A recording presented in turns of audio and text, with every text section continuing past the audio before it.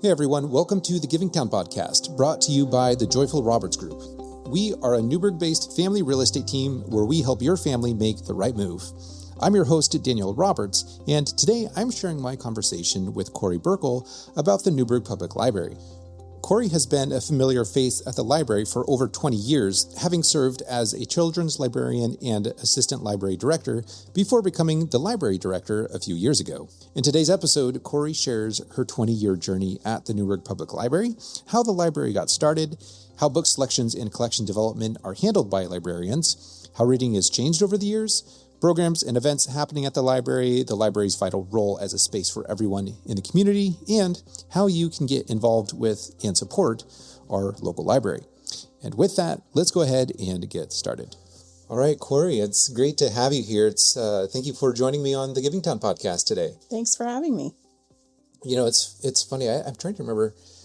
There's so many people that I've thought like, oh, I need to get them on, and then it's just time goes by and by and by. I'm like, oh, I never actually had you on. I had Will Worthy on a long time ago, but obviously he's not the library director or anymore. You are. So I look forward to hearing things from your perspective, hear about your journey and how all that's been. So before we dig into all of that, can you share for people who don't know you a little bit about your career at the library, just a little bit about you and what led you to a career in the library business? Sure. So I started at the Newberg Public Library as an intern from George Fox. My mentor, Becky Ankeny, was asked, or I guess she was my advisor. She asked me what I wanted to do when I graduated, and I said I had no idea. And she said, well, what do you like? And I said, I like books and I like kids. And she said, well, go get yourself an internship at the Newberg Public Library. I didn't know you were a Fox grad. Yeah. Oh, nice. So then I walked down to the library and talked to Sandy Olmsted, who was the children's librarian at the time. And she very graciously let me be her intern. So I got to shadow her for story time and work on the information desk some. And then when that was finished, they hired me for about 10 hours a week and then a little bit more. And then I graduated, and then a position opened up the following April, and I came back and took that. So that's how everything started. And I just had my 26th anniversary a few days ago. Wow. At the library. So wow. It's been a long time. So is that the only job you've had? Is that only library job? Well, I did work at the George Fox Library as well, part-time. Okay. And the Newberg Public Library part-time. Okay, but I mean, as far as like career has basically been whole time with the Newberg Library. Oh, great. Yeah, I started as a children's librarian, and then I got my Master's of Library Science, and then after that also took on the role of assistant library director. Okay. And I also did some circulation in there, did a little bit of cataloging, did a little bit of everything. And then eventually got to the director position, which I never thought I wanted.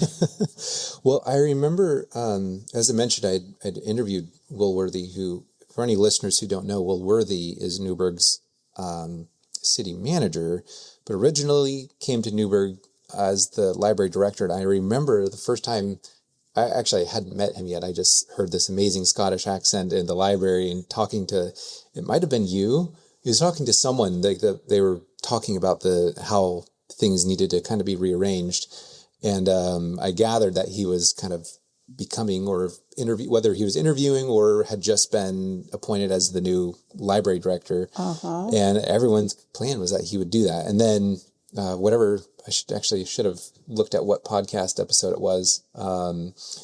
But anyway, he got kind of asked to temporarily be the city. So I want to hear your side of that, because you were there when he came on, and I'm curious from the time that it was like, okay, one library director left, and now you're interviewing Will on to kind of now. I'd love to hear your side of that story. Well, it was a very wild time at the library, actually, because Will started, and he's fantastic, and then a short time later, COVID hit, and we closed the library to the public. for a time. And then, we went through different iterations of doing curbside pickups for people and being able to be open and then had to be closed. And then we're open and closed. And so Will never got a normal year at the library. And then all of a sudden he was asked to be the interim city manager, which as the assistant library director, then that put me in that role. So I thought it was going to be temporary. I hadn't applied for the library director position because it wasn't something I was interested in at all. I love working in children's services. And, but then after, I think I was interim library director for maybe a year by the time Will was hired as the city manager. So I had a year to work that position and realize, I really love it. Okay. Yeah, it's been really great. And I'd been working as a children's librarian for, I think, over 20 years at that point. So I was ready for something different, although I do still get to work at all of the public desks during the week. And I think that's important too. But, okay. Yeah. So I've been in the library. I'm sure you've seen Cassie and the kids in there regularly. But I really don't have a great, and I didn't prepare this question, but I'm just realizing I don't have a great understanding of the different positions within a library and kind of how a library functions, even having been to the library so many times. So can you just explain some of the different roles that are like some of the different roles you mentioned, like circulation and staffing and curriculum and stuff? Yeah. So we have 3 public desks. We have the children's desk, and we have the children's librarians and children's assistant that work at those desks. And then we have the circulation desk where they handle checkouts or issues with books or library cards, all that kind of stuff, make you library cards. And we have many circulation people that work at that desk. And then upstairs we have the information desk where our adult services and teen services and Spanish services are. So we have a bunch of different people librarians who work that desk as well. And then we have in the back, we have a cataloger, we have an admin person. So we have a pretty small library though. So everybody at the library, I'm trying to think if there's any exceptions. The one exception would be our library shelver, but everyone else has public desk time at least once a week. Okay. And several of us move around between the different public desks, which I think is really fun because the work you're doing at the circulation desk is very different from what you're doing at the children's desk.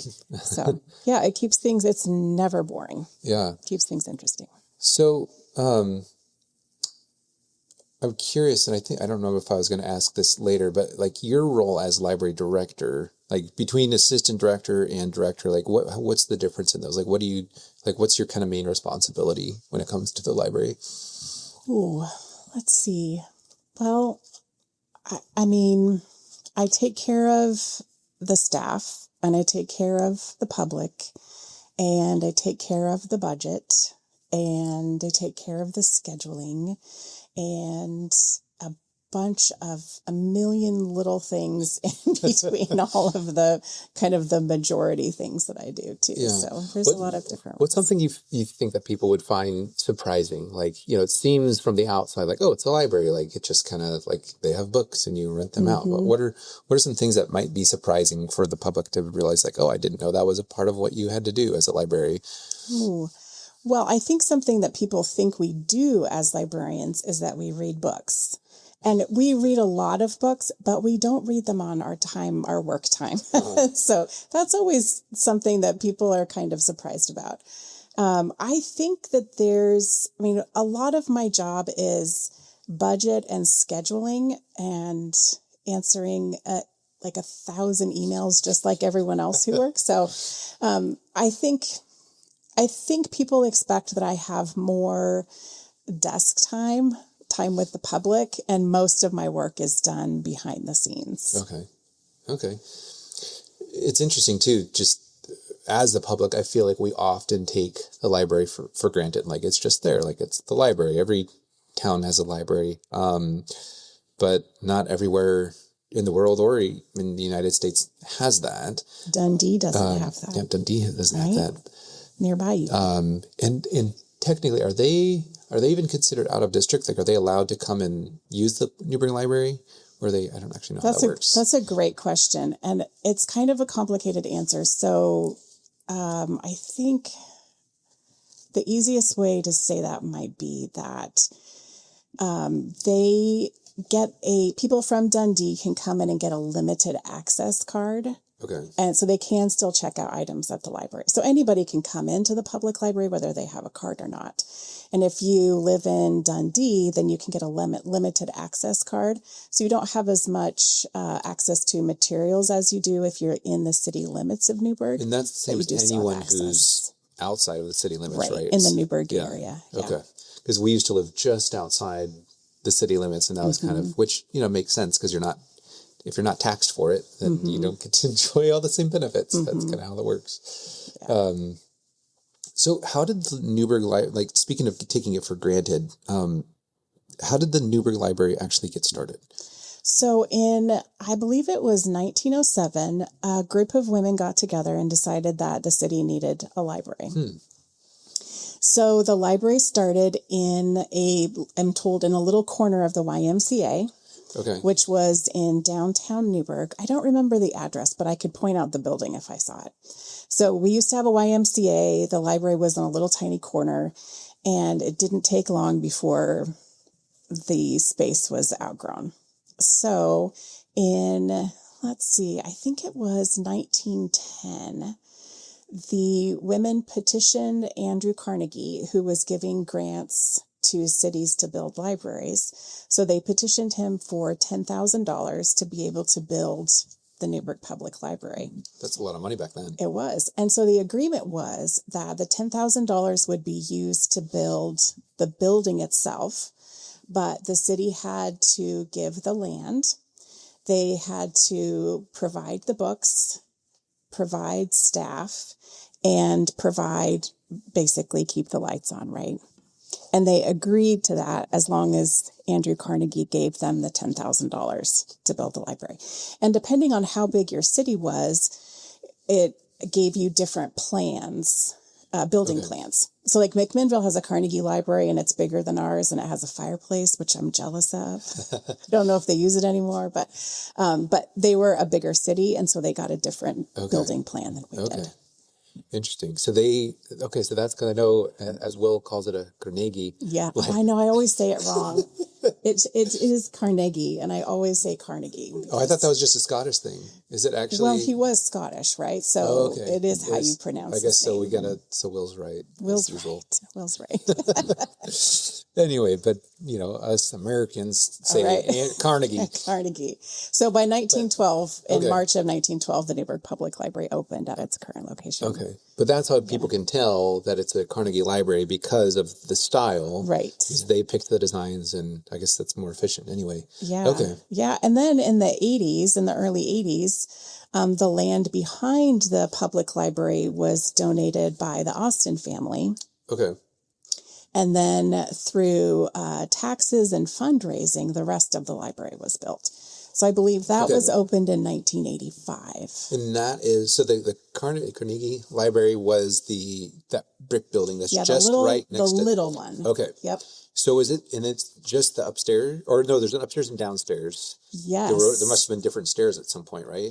Yes. So I'll have to show you sometime because it's pretty neat to see. The stairs are not super safe anymore. That you'd have to duck your head to get down them. But when you walk in the original front doors, on the left-hand side, there's stairs that kind of wind down and went down to the basement. So it's the quiet room now. No. Right? When you go in the upstairs? When you go in the upstairs, yes, it is the quiet room. Okay. And when you go downstairs, it's our meeting room. Right. Yeah. But from the upstairs, there's, if you go into the, quiet room area, there's stairs from in there. Mm-hmm. I've never noticed them before. Yeah. If you're inside the library, inside the quiet room, if you look through the doors you'll see it on the right-hand side. Okay. You'll start to see steps that go down, which was where the children's library was after it was the kindergarten, the only kindergarten class in Newberg for a while. Okay. And then it became the children's library. And I cannot imagine trying to get children up and down those stairs. It would be terrible. You certainly couldn't get a stroller. Yeah. So interesting. Yeah. So then 85. So that must have, I'm trying to think of size-wise, it must have like at least quadrupled the space when the new edition was put on. Mm-hmm. Yeah, it's hard to imagine a library being just in that little room. So small. And then in 2000, I think it was 2011, we expanded the children's library into, it must have been 2013. We expanded the children's library into a back storage space. Okay. And put in the family restroom. So that expanded the children's library by about 40%. Okay. So it was a big difference. But we spent about 10 years raising funds for that. Oh, wow. So, yeah, we did all of that through donations. Wow. Yeah. Yeah, our kids, they utilize it. Yes, they do. I love seeing them. And it's fun, too, because, it's expensive to buy all those books. And we know because we've had damaged ones that we've had to pay I feel for. that. So have I. Believe me. Like, oh, great. You spilled water all over your library book. Right. Oh, and that's $30. Okay. Yep. You colored in that book. I remember one of my kiddos did that. One of my kiddos did that at Chapters, too, when they were little. We bought that book, too. Like, oh, this is not a coloring book. Yep. This is as much as it looks like it. Yeah.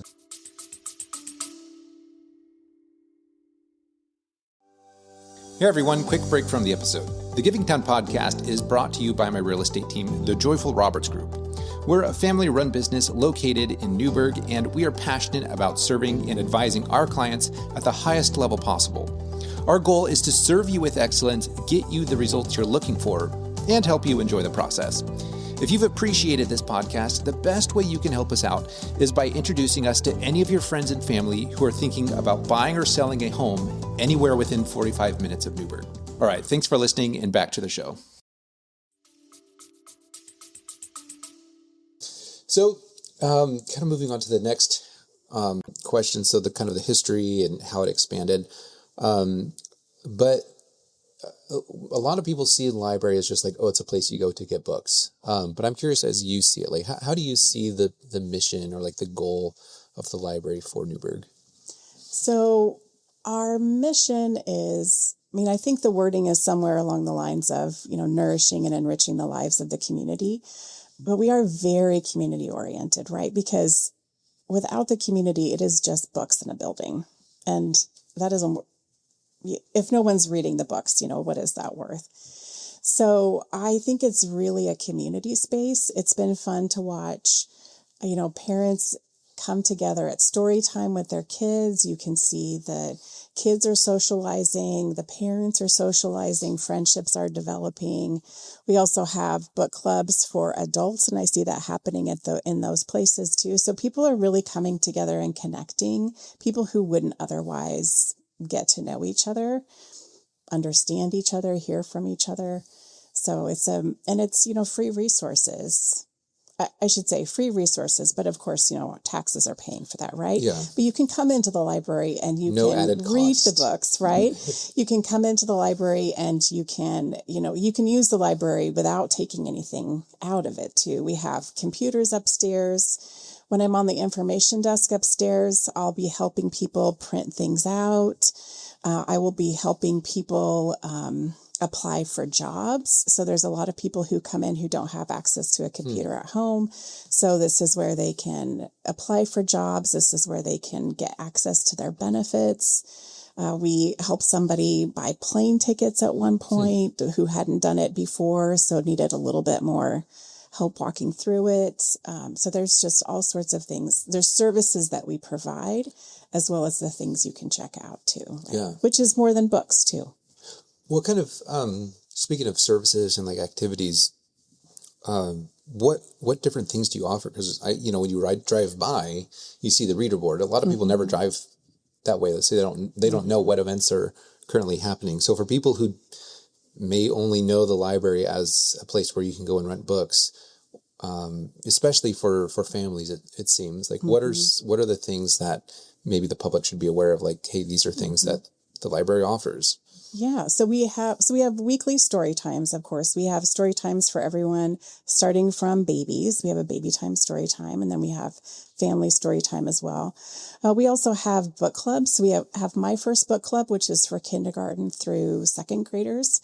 So they don't read the book ahead of time. They come to the program and they get to hear the book being read, and then they do activities surrounding that. But it's a great first step. Mm-hmm. And then we also have graphic novel book club for third through fifth graders.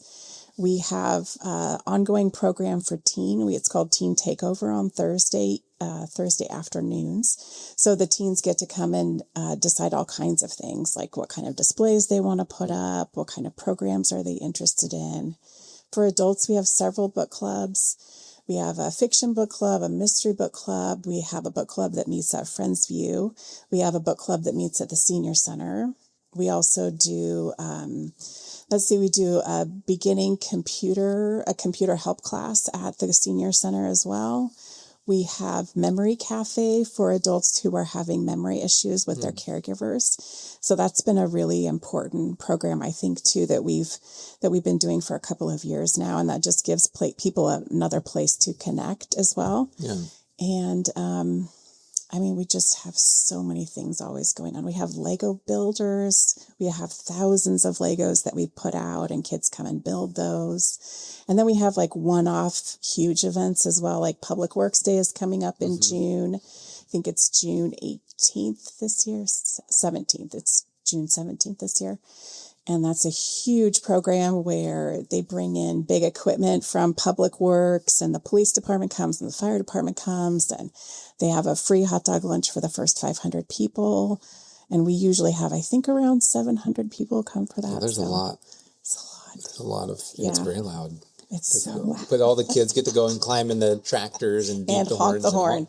Yes. Earplugs could be a good thing that day. That is true, especially if you have young kids. Yes. But it's a big, it's definitely a big thing that people look forward to. One of the other things that I just did for my first time at the library was that you have a chess club. Has that been going on, or is that new? I think that's like first Wednesdays or something right now anyway.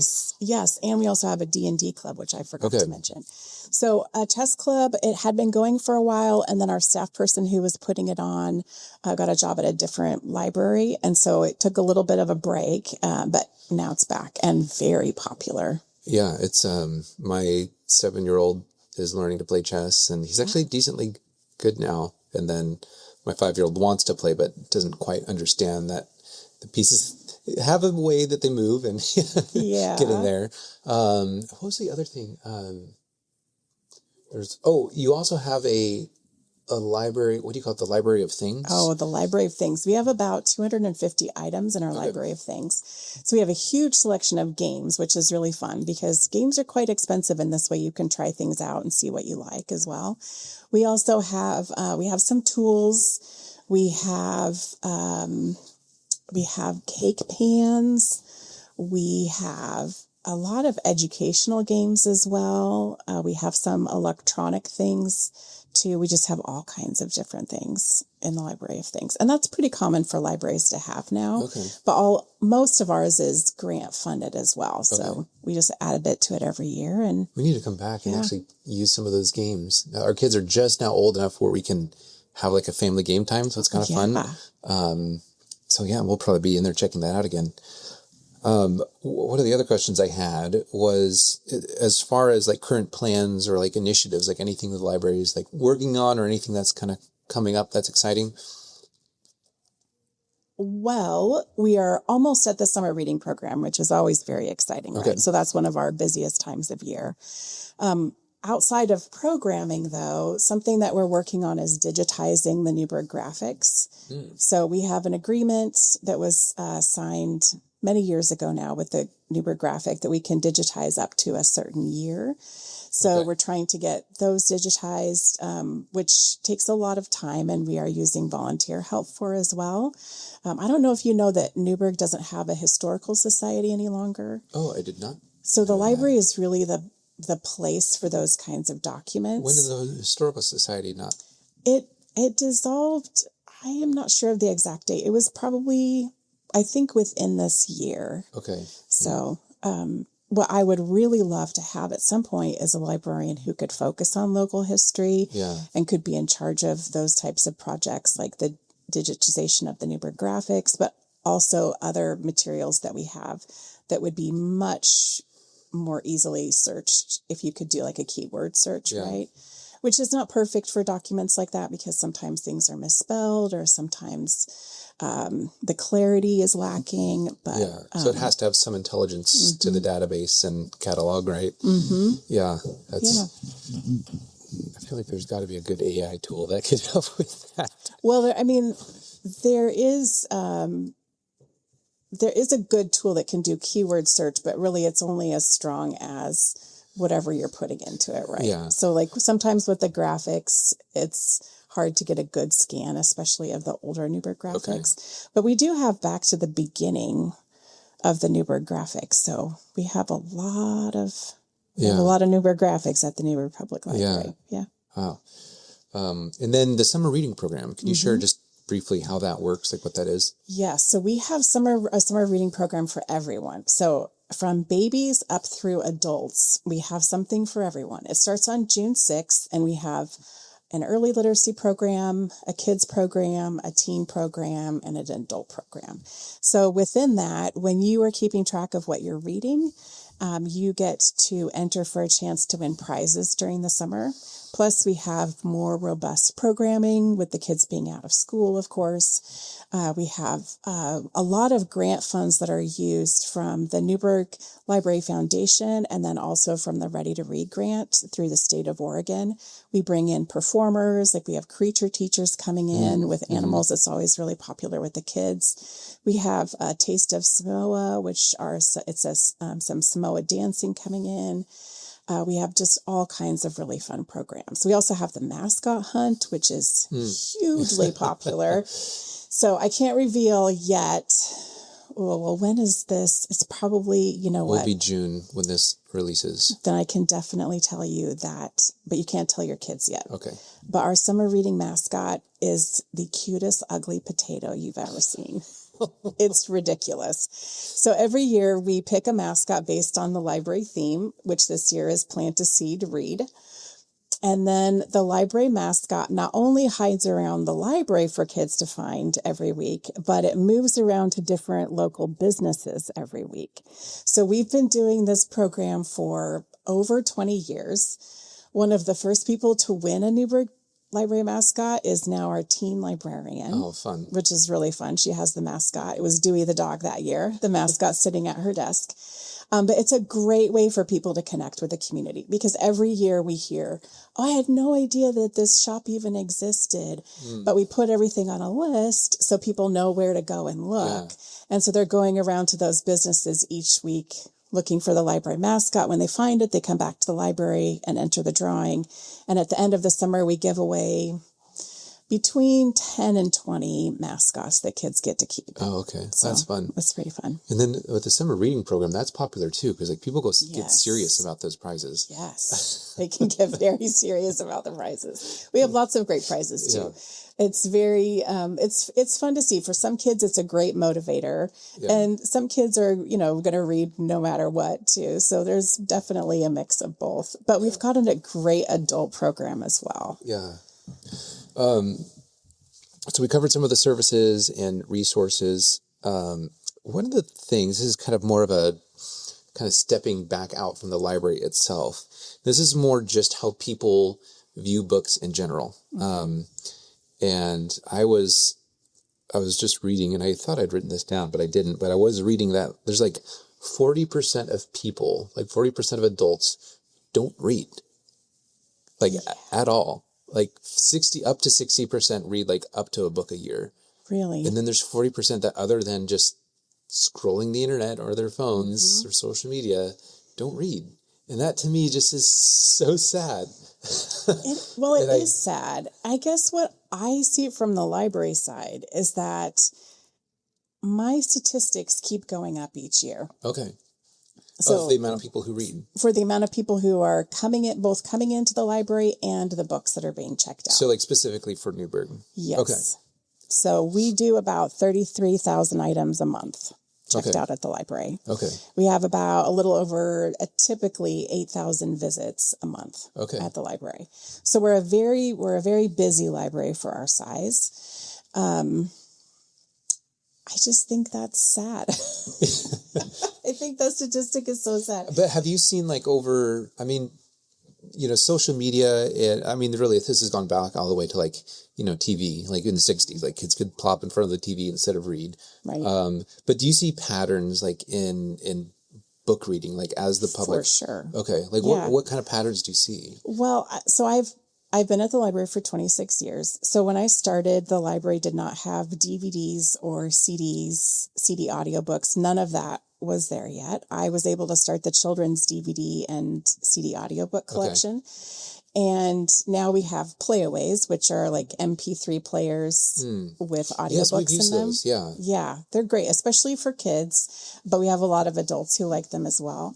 But the other thing we have now too is through the library with your library card, you can access free ebooks and e-audiobooks. Oh, like on Libby, on right? Libby, okay. On the app Libby. Yes. So when we first started, ebooks were far outpacing the e-audiobooks. Mm-hmm.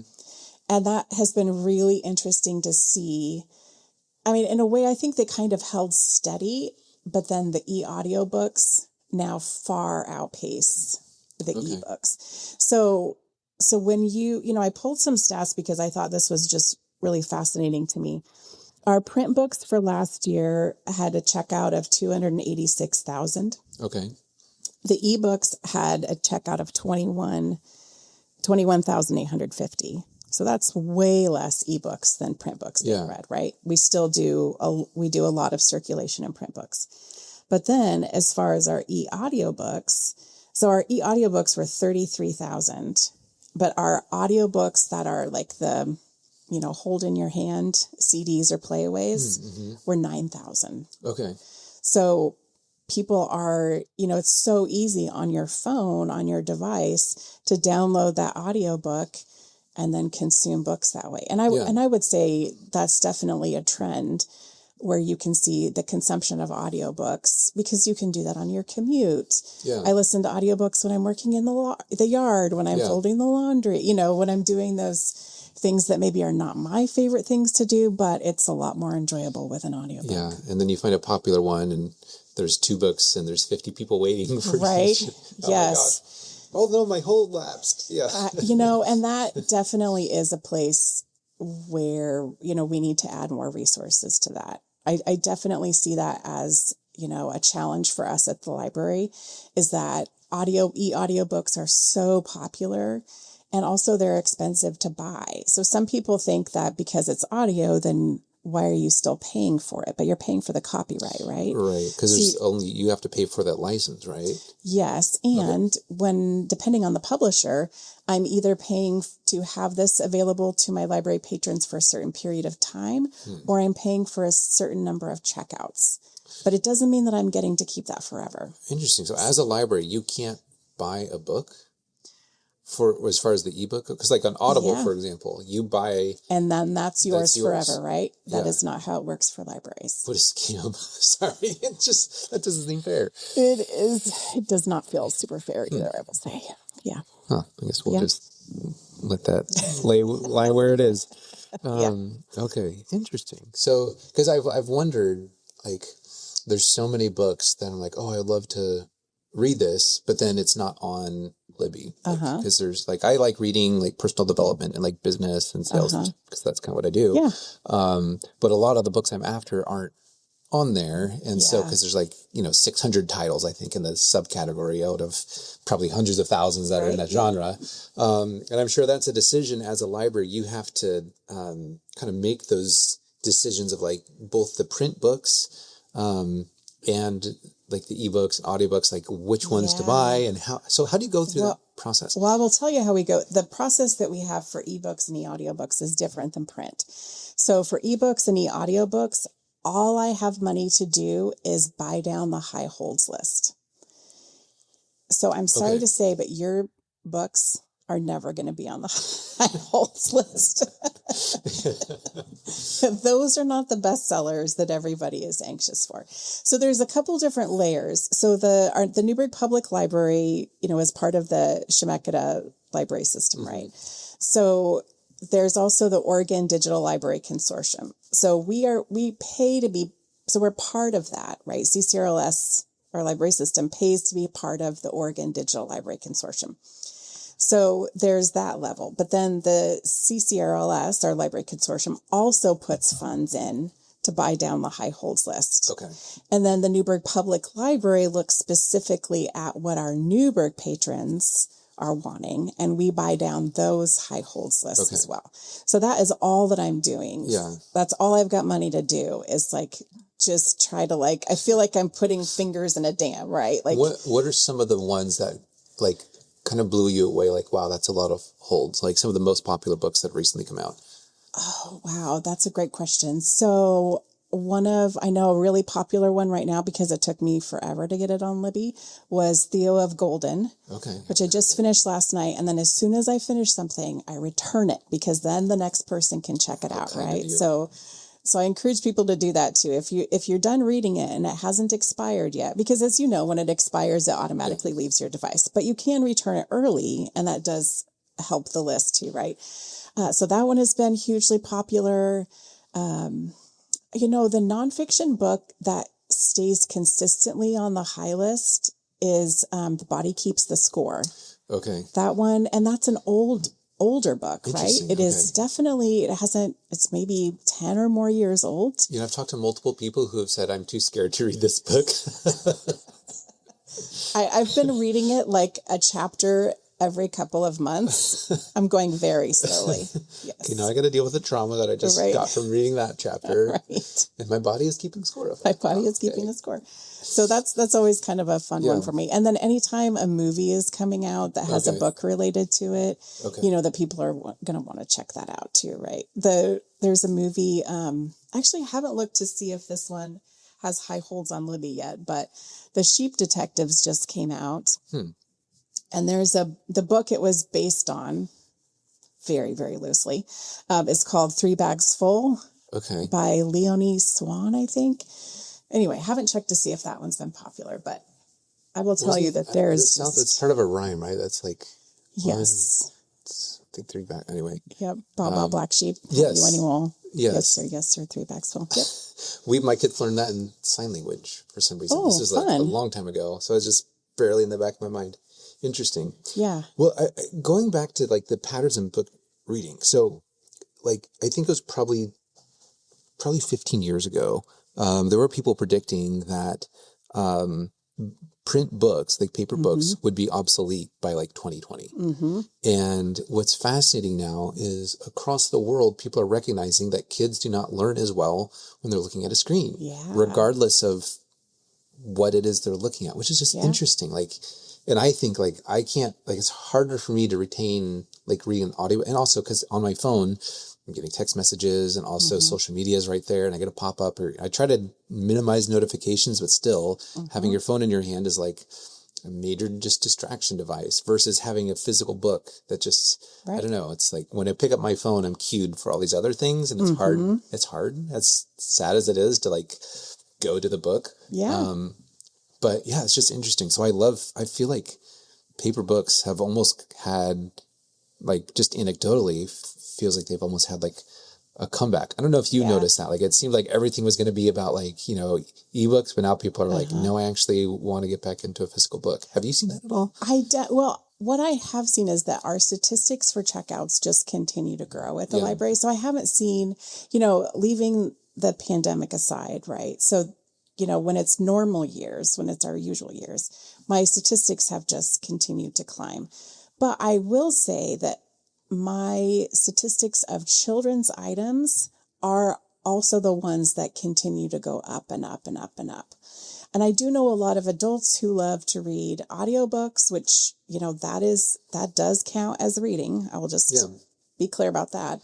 And also some people really like ebooks too. And especially when you have Like if print is hard for you to read, it's so much easier to make the font bigger when you're reading online books. There's also the dyslexia font that you can use that's easier for some people too. So to me, it's just, the more ways we can have access to stories and to books is great.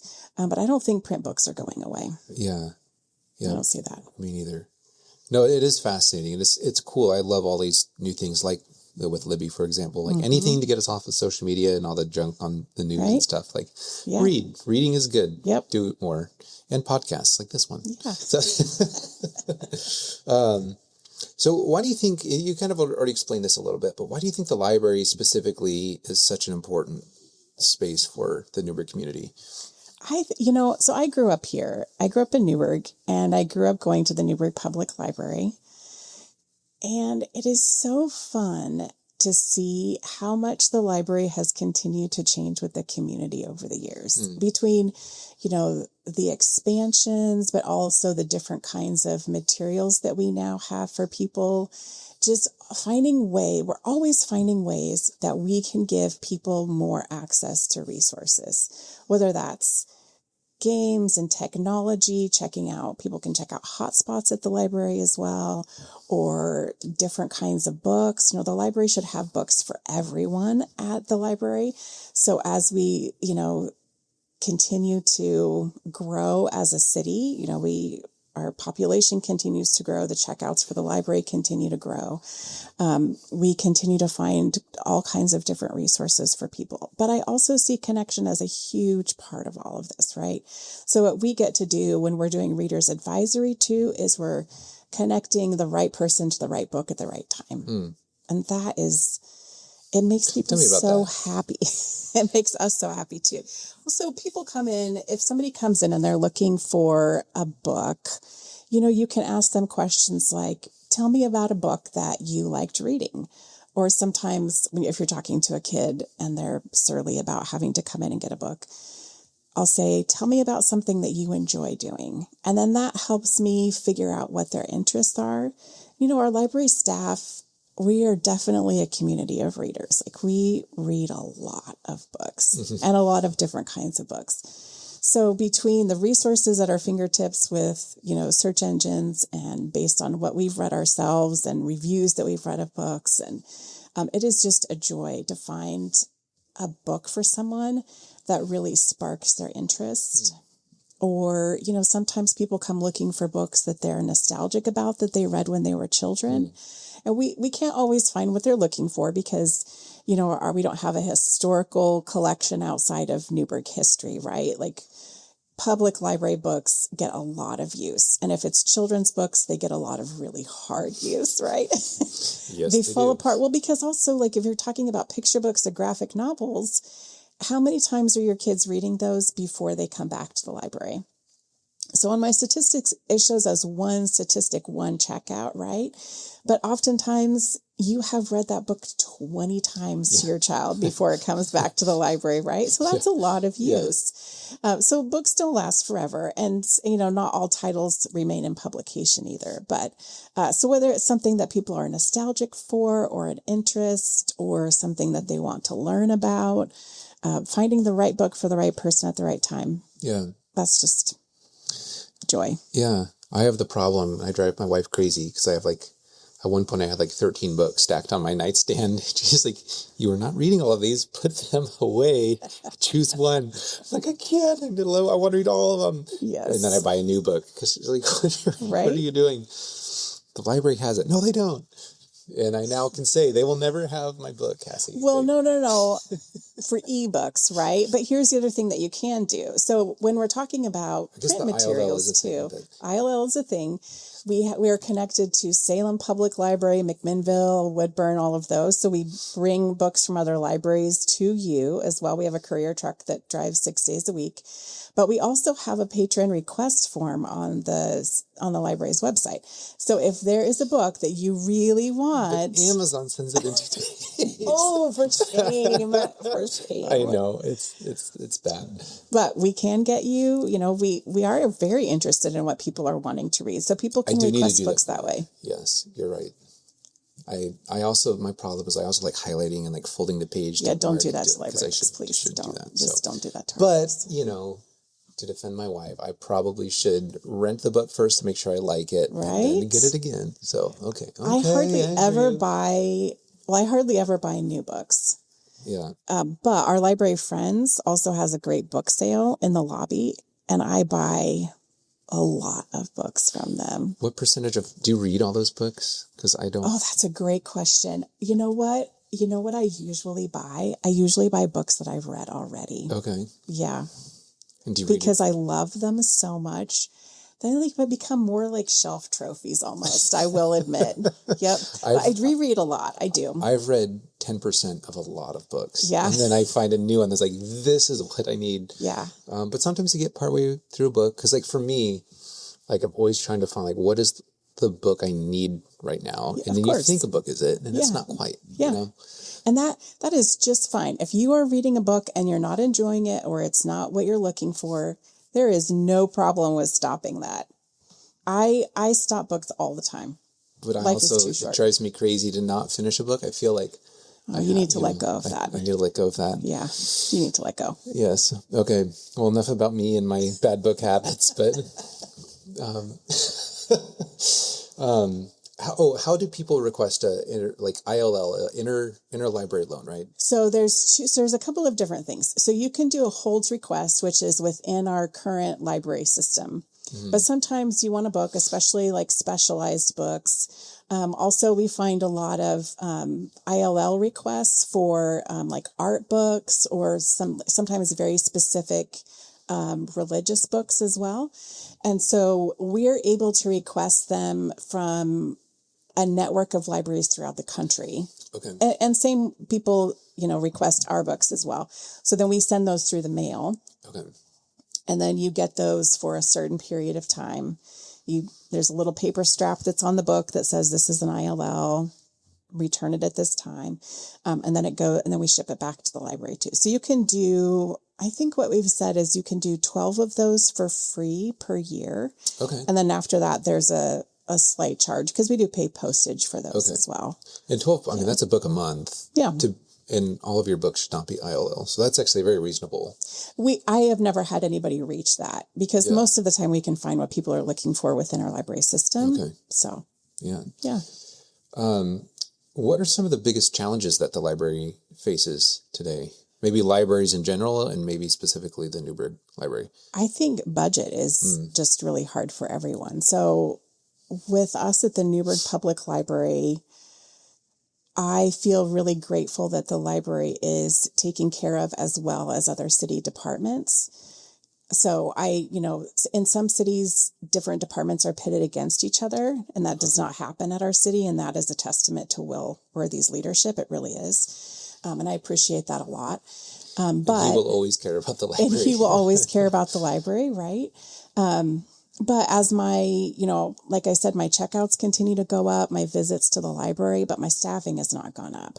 So we do a lot of programming and we check out a lot of books. So that is difficult. But I will also say that there are a lot of libraries in surrounding areas that are in positions where they are having to cut budgets, cut staff, because they're not doing as well as our city is doing. And I think there's a lot of different reasons for that, but I also really appreciate Will Worthy's leadership, and Katie Strode, our finance manager, is really fantastic. So I think that they're very careful with the budget too. So I'm grateful that we're not in a bad place, even though we definitely could use more money. Yeah. So that's one of the challenges. Yeah. And apparently I try not to get political, and apparently this is political, but I like Will, and I appreciate him. But Newberg is actually very financially responsible. Yes. And a lot of people, I tell people that, and they laugh. I'm like, no, it's not. What are you kidding? Why aren't they doing this, this, this? I'm like, well, sit in on a budget meeting. And yes, please. You give your Because I've been through all of them, right? And you come up with a better plan. But there's also always opportunities in the city for people to be involved in committees too. So if people are unhappy with something, but come those to the people don't meetings. Want to get involved. That's true. They just want to complain. Yeah. It's like the armchair experts. Yeah. So I don't have patience for that. And I'm sorry if you're listening and you're one of those people, but please get involved. Speaking of involvement, what are some ways people can get involved with the library? Oh, that's a great question. So we rely a lot on volunteers, but I also have to say that at the moment we are also at capacity for volunteers too. So we have, we have people who help us with shelving, help us with some really spectacular bulletin boards, with mending books is a big thing, and putting the covers on books that are new. So we have a lot of different volunteer opportunities. We have childcare book deliveries. So we deliver books to, I think, around 10 childcares within the Newberg Dundee area. Okay. If you have a childcare, it's hard for you to get all of your kids to the library. So instead we bring the library to you. So we switch out those books every month. Okay. And that's also grant funded and delivered by volunteers, which we really appreciate. And then we do also have homebound deliveries. So if people are homebound for whatever reason, we can also bring them library books every 2 weeks we deliver to people. So, okay. So there's a lot of opportunities. And at the moment we have all of our positions That's filled, awesome. which is amazing. So many people are struggling with not having enough volunteers. So that is not our problem. That's awesome. Yeah, I am very, very grateful for that. Now, is there an actual library foundation where people can donate to the library? That's a great question too. So I have I have 3 different groups. So we have the Library Foundation of Newberg, and that is a group where if you're, leaving the library money in your will or making, bigger donations or long-term donations, that's a great place for that. We're also going to be doing a couple of fundraisers this year that I'm very excited about. We have a cookbook coming out, I think in June, that different businesses, different restaurants in Newberg have contributed recipes. Well, that's quite the project or initiative It's really cool. Amazing. And that is all volunteers have worked on that. And they've worked on that with George Fox University and with a Rotary donation. So that's been really fantastic. And then we're going to have I guess you could call it's kind of like an open mic night as well, where you've got 5 minutes and you tell a true story. So that's coming as well. So that is where we get most of our funding for library programs. Okay. And then we also have the Library Friends group, and they are the group that runs the lobby sales, the lobby book sales. Okay. So, but not only that, they also sell books online too. So when people donate to the library, sometimes we're able to use those books for the collection and sometimes we're not. So if we're not, then those books go to the Library Friends and they either sell them online or they sell them in the lobby. Okay. And then those funds come back to the library and we use those for, we got new end panels for the Carnegie Library bookshelves. We had a special coating put on the windows so that there's UV protection for the books as well as making it cooler. I mean, we have always tons and tons of projects we're working on, right? But I mean, this year, the Library Friends have given us $60,000 too. So, and that's all money made from donations that people have, book donations that people have given. So, it's pretty fantastic. Something is going on downstairs. I'm thinking if that sound's coming through the mics or not. Sounds like somebody's knocking on the ceiling. Okay. So there's that group. And then there's the Library Advisory Board. And then that's our, that's made up of 5 citizens. Okay. And what does the advisory board So the advisory board, they'll vote on library policies. We'll talk about library procedures. They get an update every month of what's going on in the library. If there's any policies that we're updating, those are voted on by them first. Okay. If there were ever any book challenges, then the book challenges, that's part of the chain that would go up. It would first come to me, and then it would go to the library board as well. Okay. So, Random question I just thought of. What is the capacity of the library in terms of how many books it can hold roughly? Do you know? Oh my gosh, that's a great question. So, right now we have about 80,000 books in the library. Okay.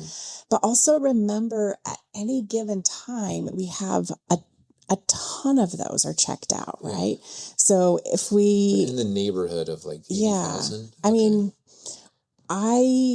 would have room for, I could find room to put more shelves in, right? Sure. We're always rearranging, and we're actually working on rearranging that in the Carnegie Library at the moment too. But right now it holds about, I would say probably 100,000 books. Oh. Yeah. Depending on if our checkouts can keep up with that too. That reminds me. So you were there when Will did the massive reorganization that was like done in record time. Yes. And I was like, you need to like bat this, like teach this to the libraries. What was your thought when you, quick context.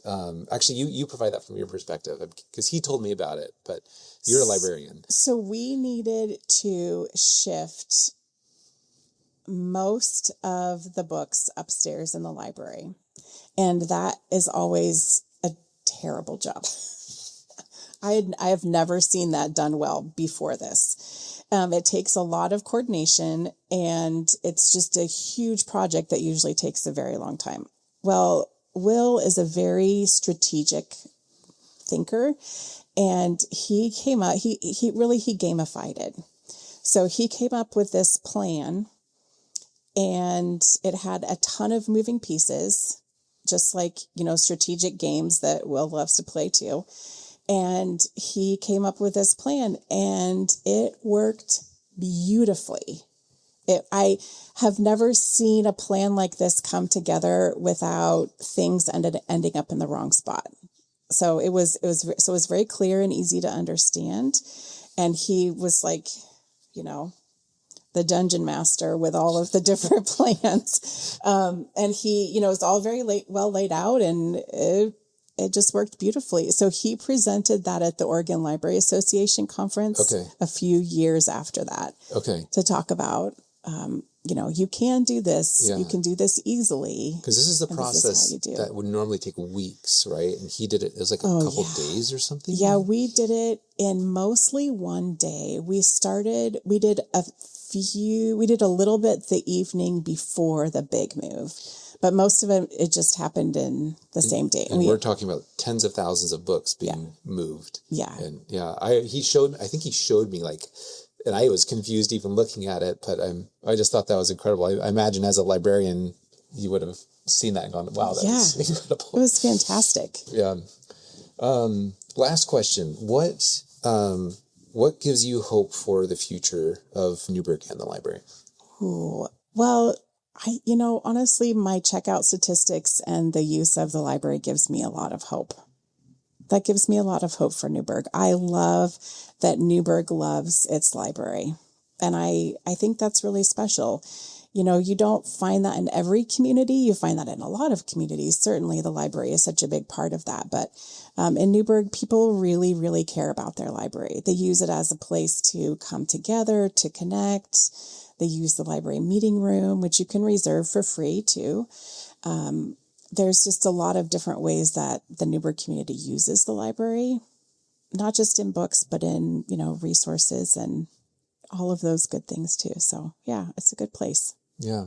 Awesome. Well, thank you, Korie, so much for sharing today, and look forward to sharing this episode with the community. Thank you very much. Thanks for having me. I hope you enjoyed this episode of the Giving Town podcast.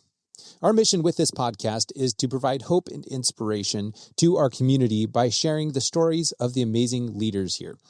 This podcast is brought to you by my real estate team, the Joyful Roberts Group. And whether you're looking to buy or sell your home anywhere around Newberg and beyond, we would love to serve you. Also, don't forget to subscribe to our newsletter with the link in the show notes, and I'll catch you in the next episode.